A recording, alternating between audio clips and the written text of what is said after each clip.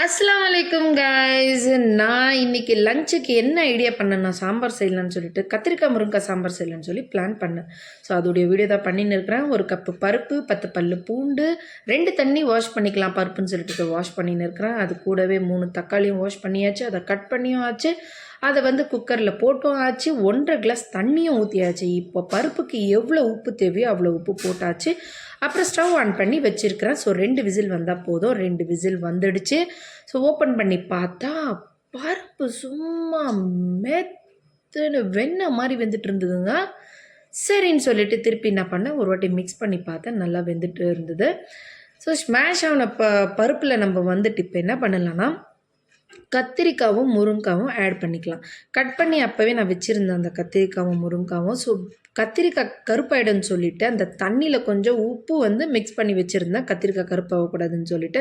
அதே மாதிரி கத்திரிக்காய் கருப்பாவில் இப்போ நான் பருப்பில் அந்த கத்திரிக்காய் முருங்காய் போட்டாச்சு. அதுக்கப்புறம் 1 ஸ்பூன் மிளகாத்தூள், அதுக்கப்புறம் மஞ்சத்தூள், அப்புறம் எம்டிஆர் ஸ்பைசி சாம்பார் பவுடர்னு சொல்லிட்டு ஒன்று கடையில் விற்கிது. இது 10 ருபீஸ் ஒரு பேக்கெட்டு.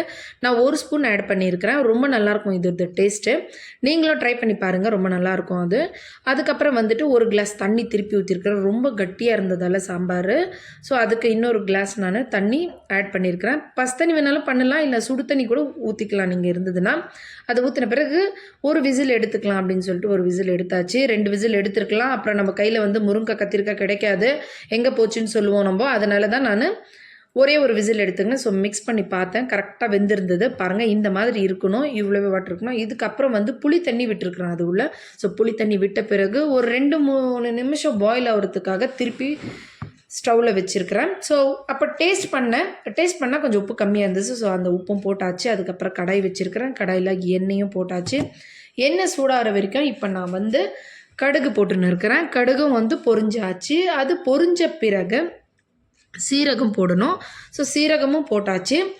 அதுவும் பொரிஞ்ச பிறகு என்ன செய்யணும்னா, கருவேப்பிலை போடணும். கருவேப்பிலை பொரிஞ்சாச்சு. அதுக்கப்புறம் ஒரு காஞ்ச மிளகா போடணும் கிள்ளி.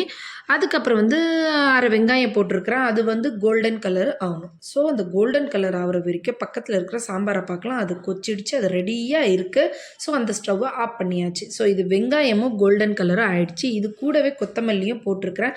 ஏன் கொத்தமல்லி மேலேயே போட்டிருக்கலாம், பட் எண்ணெயில் போட்டு ஃப்ரை பண்ணுறதால ரொம்ப டேஸ்ட்டாக இருக்கும் சாம்பார், மணமாக இருக்கும்னு சொல்லிட்டு நான் இந்த மாதிரி பண்ணியிருக்கிறேன். ஸோ அந்த வெந்த பருப்பு, காய்கறி எல்லாம் இப்போ இதில் ஆட் பண்ணியிருக்கிறேன். சாம்பார் பாருங்கள் எப்படி இருக்குது, சும்மா கோல்டன் கலரில் மின்னுது என் சாம்பார். ஸோ இதை இப்போவே நான் டேஸ்ட் பண்ணி பார்க்குறேன்.